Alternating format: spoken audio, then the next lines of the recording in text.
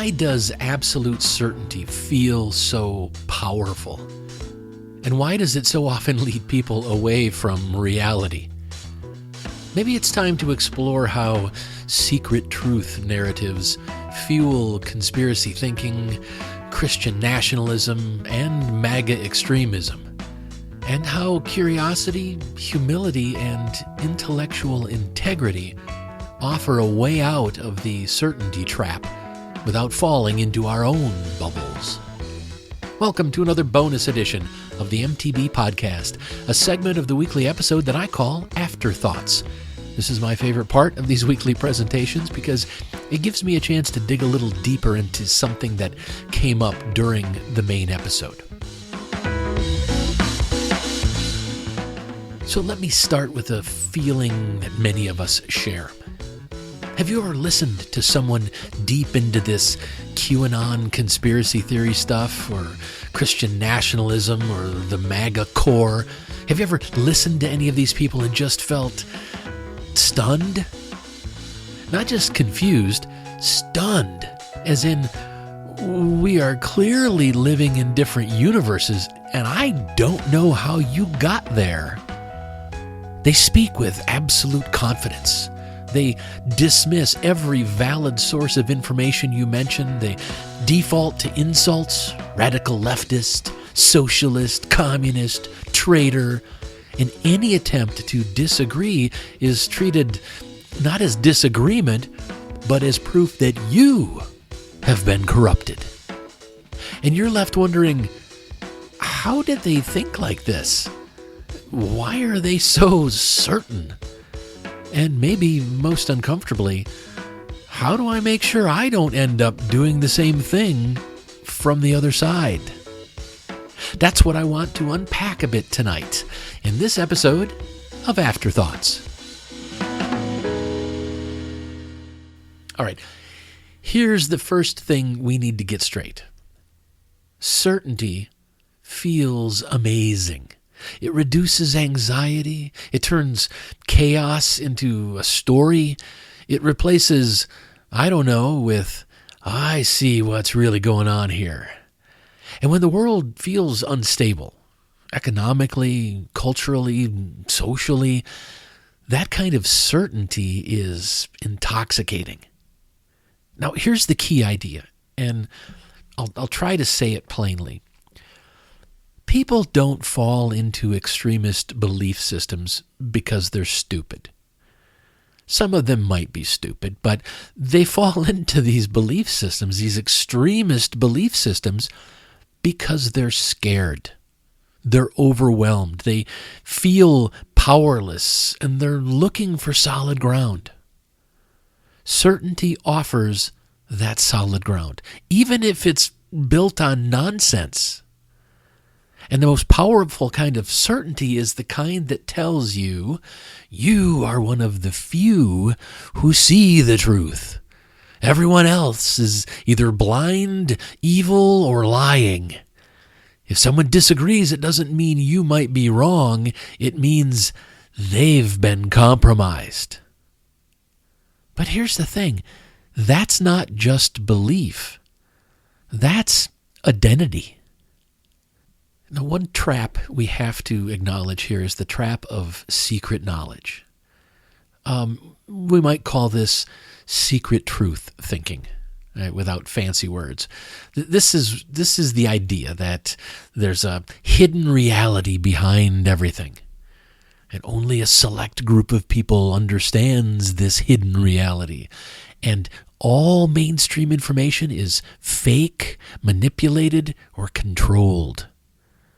So this kind of thinking, this secret truth thinking, it shows up everywhere. In QAnon's Trust the Plan, in Christian nationalism's God revealed this to us, in MAGA spaces where every institution, courts, journalists, scientists, elections, they're all declared illegitimate the moment they disagree with their Lord and Savior DJT. Once someone adopts this mindset, something critical happens. Nothing can prove them wrong anymore. If evidence supports them, it's proof. If evidence contradicts them, it's fake. That's not skepticism. That's a sealed system. And sealed systems don't correct themselves. They can only escalate. Now, this next part makes some people uncomfortable, but it's very important to understand. Many religious systems, perhaps most religious systems, unintentionally train people from childhood to accept ideas like this. Believe without evidence. Doubt is a moral failure. Authority comes from outside of you. Loyalty matters more than questions. So, when a conspiracy movement shows up and says, you won't find the truth in textbooks or from experts, only here with us, it feels familiar. QAnon didn't invent this mental structure. It borrowed it from religion. That's why all of the QAnon failed predictions don't end the movement. In fact, they strengthen it. Because when belief is tied to identity, admitting error doesn't feel like learning. It feels like death. So you're never going to admit the error.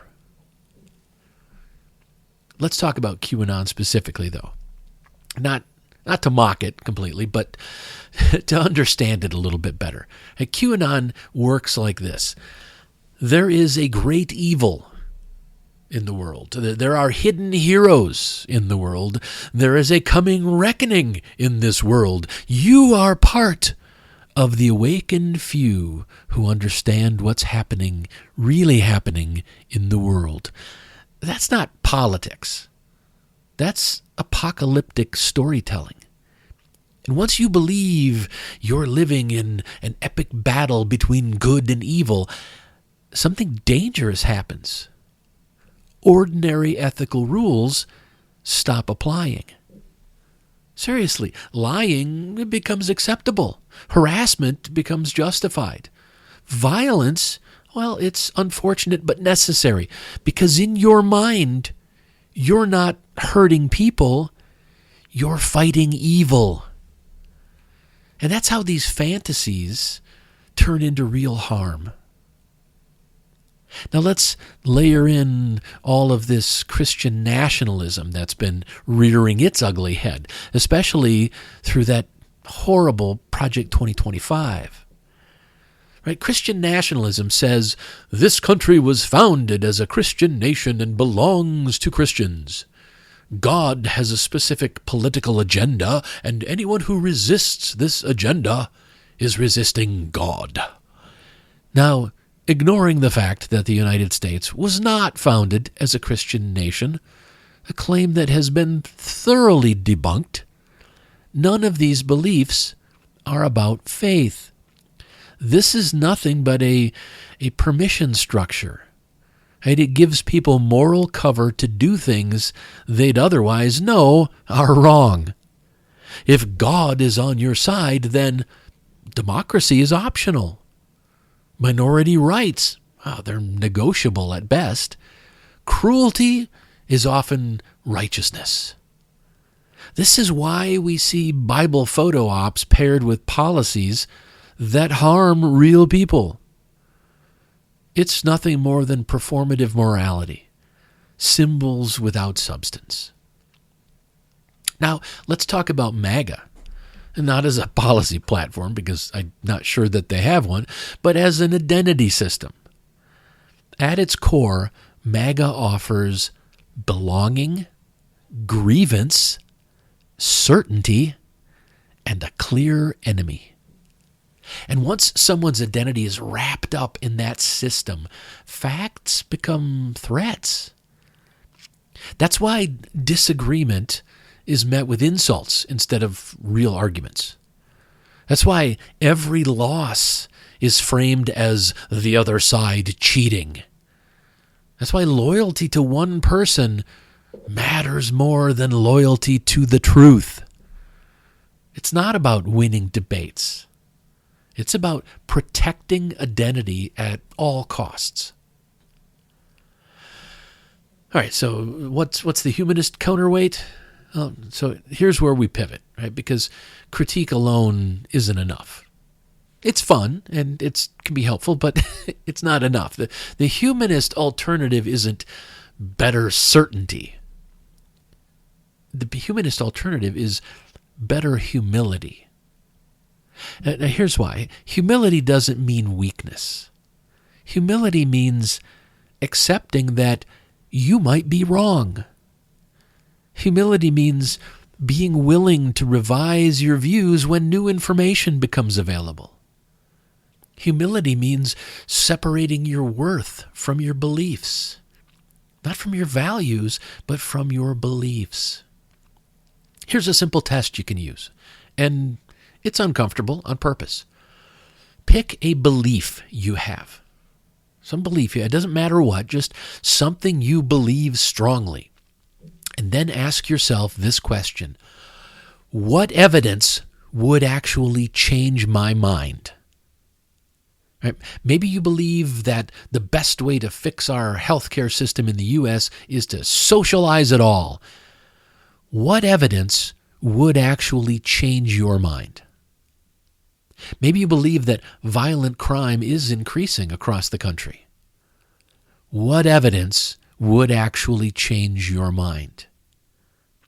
Maybe you believe that racism explains why 40% of Americans still approve of President Trump, even after all of the horrible shit his regime has done in the past year. If so, what evidence would actually change your mind?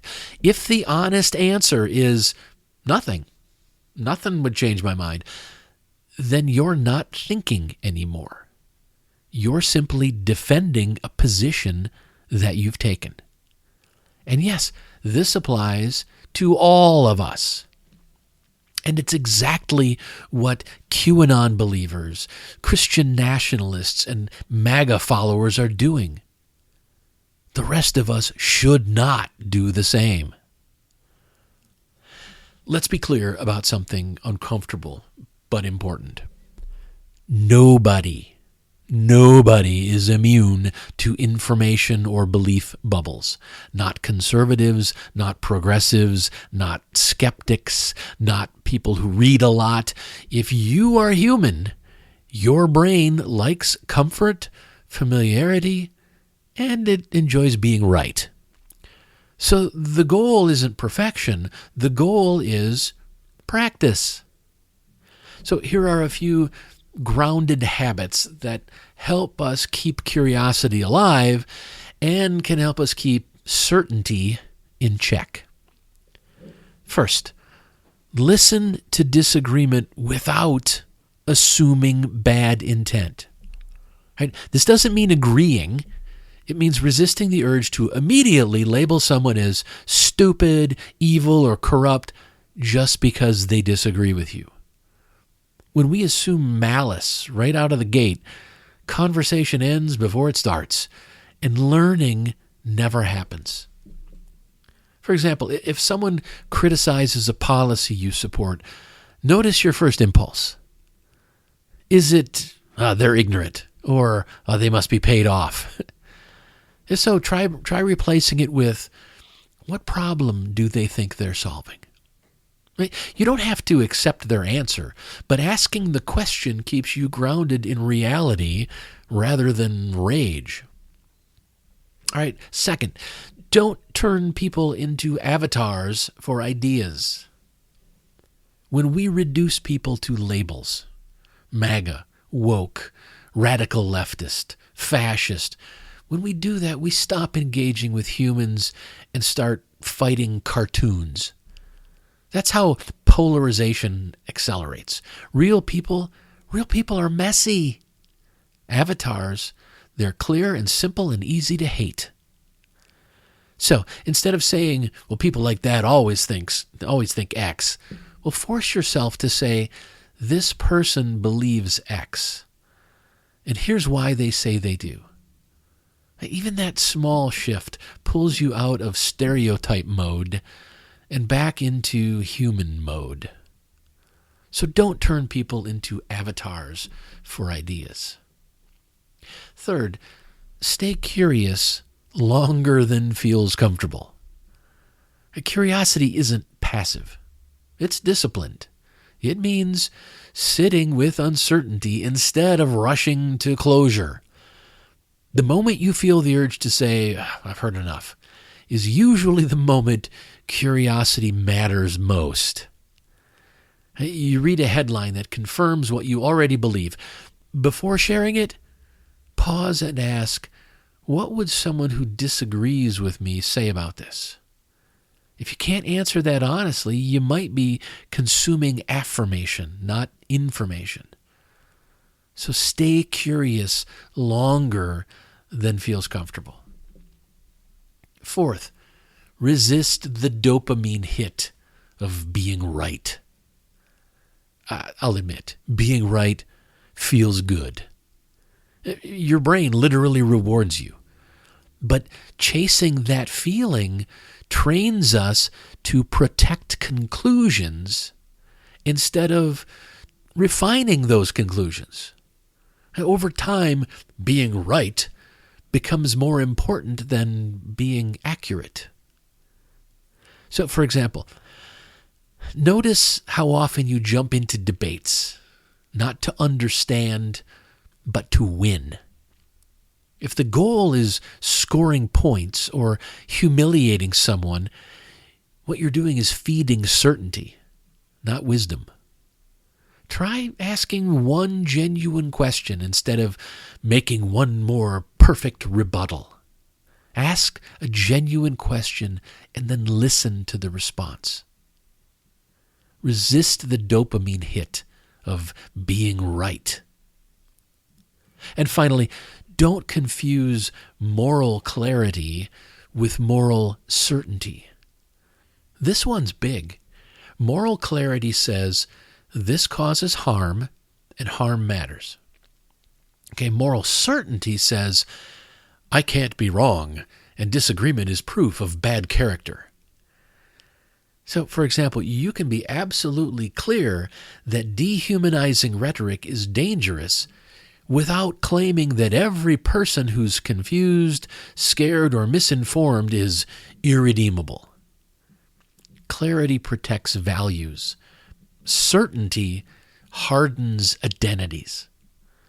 So don't confuse moral clarity with moral certainty. These practices don't make you weak.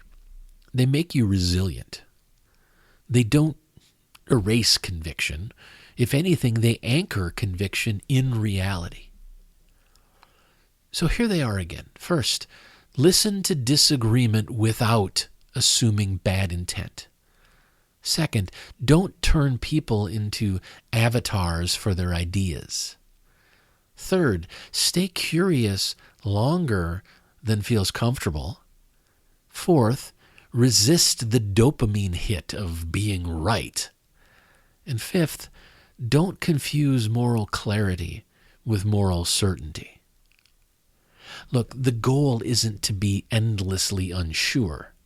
The goal is to be open enough to stay human, even when the world is trying very hard to pull us into tribes, camps, bubbles, and echo chambers. Let me end here. Certainty is easy. Maturity is hard. Certainty gives you slogans and memes and snarky comments. Maturity gives you responsibility. Certainty tells you who to hate. Maturity asks how to live well with people who are different. Democracy doesn't survive on shared beliefs. It survives on shared reality. And shared reality only exists when we value humility, empathy, and honest thinking a hell of a lot more than the comfort of being certain. So the real question isn't, why are they so sure of themselves? The real question is, what kind of person and society do we want to be? Because the antidote to extremism isn't louder certainty from the other side. The antidote to extremism is better thinking.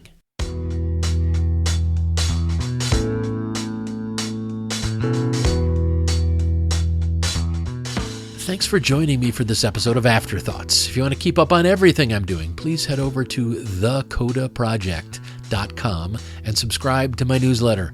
You'll get notifications whenever I publish anything, and I'll keep you updated on the weekly live streams of mythologizing the Bible.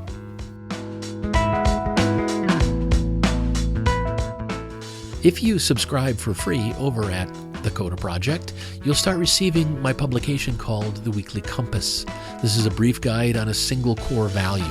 Think of it as a mini lesson plan for personal growth. It's perfect for families, students, and adults because I include discussion questions designed for each age group.